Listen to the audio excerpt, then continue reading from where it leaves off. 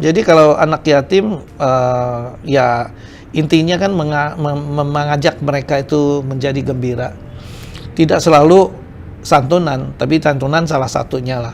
Tapi yang lain-lain bisa kita lakukan, misalnya kita ajak mereka makan di restoran, restoran yang biasanya mereka kalau anak yatim kita tahu diberi makan itu nasi kotak, tapi kalau kita ajak dia makan duduk di restoran, di mall yang bagus dan sebagainya, suasana yang baru, nonton bareng kalau ada film yang cocok untuk anak-anak yatim, itu juga kita lakukan.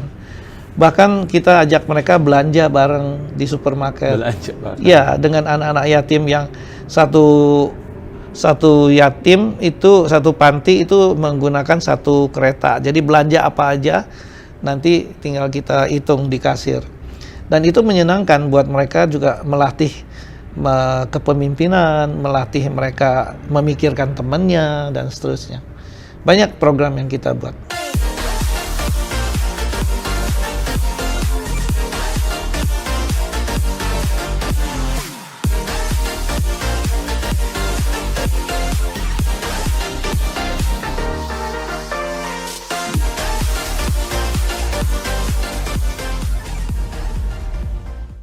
Halo, hari ini saya dapat kesempatan luar biasa bisa ngobrol-ngobrol bareng Pak Jo. Halo Pak Jo. Hai, selamat siang. Selamat siang ya. Pak Jo orang yang humble banget. Saya kontak dan langsung bersedia untuk ngobrol-ngobrol dan dengan tujuan untuk membuat Indonesia menjadi lebih baik dan juga membuat rasa kebinekaan. Nah, kalau tentang jatuh bangun JNE dan tentang cerita bagaimana Pak Jo menjadi seorang mualaf, udah pasti udah ada di channelnya Rico Huang dan juga sudah banyak media-media yang mengcover ya Pak Jo ya? Betul. Oke. Tapi ada satu dua hal nih yang saya pengen klarifikasi yang mungkin belum pernah diceritain. Sebagai contoh, yang saya dengar ketika Pak Jo menjadi seorang mualaf, saat itu kenapa bisa menjadi mualaf adalah karena ingin menikah. Ya. Cinta yang luar biasa. Pertanyaannya, ada nggak sih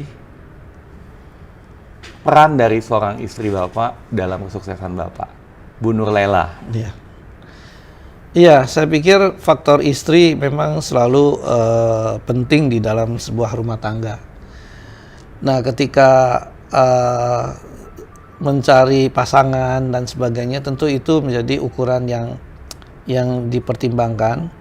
Dan setelah saya memilih dan menjadi seorang mualaf, saya melihat istri saya lebih banyak mengambil posisi mendukung saya dan bisa menjadi teman bicara yang sangat menyenangkan.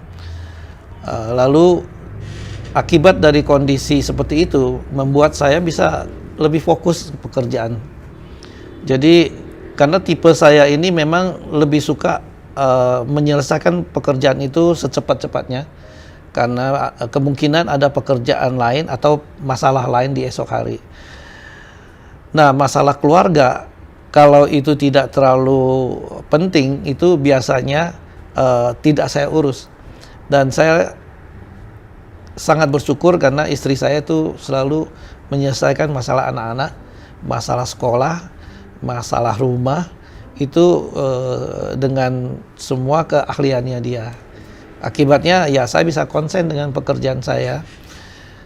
Proses ini bukan bercerita soal 1-2 tahun, ini masalah puluhan tahun kadang-kadang. Puluhan tahun. Sampai suatu waktu saya juga harus menjadi ketua asosiasi, sehingga urusan saya sampai ke urusan industri dan sebagainya.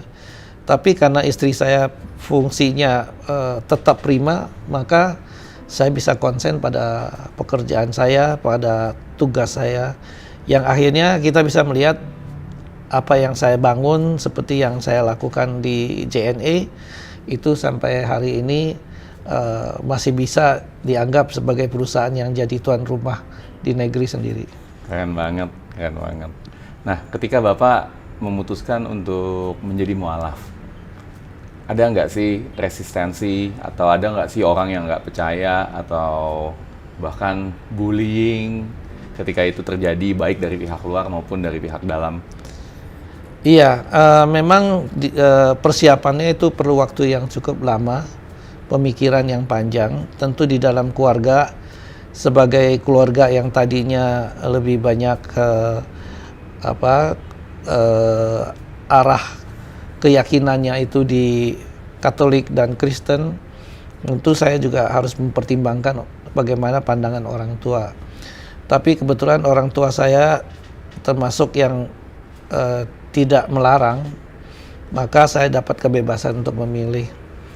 Dan setelah itu justru saya merasa lingkungan tempat saya masuk menjadi Islam, lingkungan Islamnya itu lebih kelihatan lebih welcome untuk menerima saya sebagai anggota, dan banyak yang siap memberikan ilmunya, memberi pelajaran dan membantu lah. Kalau bullying itu mungkin kalau saya lebih merasakannya waktu saya masih kecil, ketika masih sekolah di SD, di TK, itu karena memang kebetulan saya fisiknya lebih kecil waktu itu karena umur saya lebih masih belum umur waktu masuk sekolah. Jadi itu mungkin hanya karena fisik saja, akibatnya memang pernah dibullying. Tapi buat saya, apakah itu disebut sebuah perbuatan yang tidak menyenangkan? Tapi justru buat saya bullying itu membuat saya lebih mampu bertahan, lebih mampu menghadapi cobaan, dan itu saya syukuri sehingga membuat pekerjaan jadi lebih mudah. Tapi bener bully secara serius atau gimana? Ya, kalau mungkin bagi anak-anak itu ya lebih ke perbuatan main-main, bercanda. Tapi tentu bagi yang terkena ya tidak menyenangkan. Saya pernah pulang sekolah dengan sepatu tinggal sebelah. Tinggal sebelah ya? Ya, dan mungkin juga sekolah tiba-tiba celananya ditarik begitu. Itu ya kita alami. Tapi ya itulah bunga-bunganya buat saya syukuri itu semua, jadi membuat saya lebih kadang-kadang lebih waspada. Ya, alhamdulillah semuanya saya bisa jalani dan semuanya saya syukuri, itu semua membuat saya jadi lebih mampu, lebih kuat. Tadi kita sempat ngobrol-ngobrol sebentar mengenai anak pembantu rumah tangganya Pak Jo, Pak Yanto ya. Iya. Kalau nonton mungkin bisa komen nih. Dan apa sih peran Pak Yanto itu sendiri ngebangun pribadi Pak Jo? Ada nggak kira-kira? Ya, Yanto itu umurnya seumuran, tapi kita sekolahnya berbeda. Saya bertemu dengan Yanto itu mungkin lebih banyak waktunya daripada saya di sekolah. Jadi artinya begini, jadi kalau ketika di sekolah saya mungkin dibully di sekolah, tidak punya teman. Tapi ketika pulang sekolah saya sangat gembira karena di rumah biasanya Yanto sudah menunggu, dia teman saya di rumah.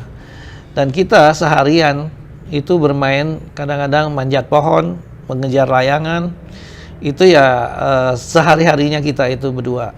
Dan ketika dengan Yanto saya merasa lebih nyaman, dan Yanto itu termasuk orang yang selalu membela saya kalau kita menghadapi persoalan-persoalan.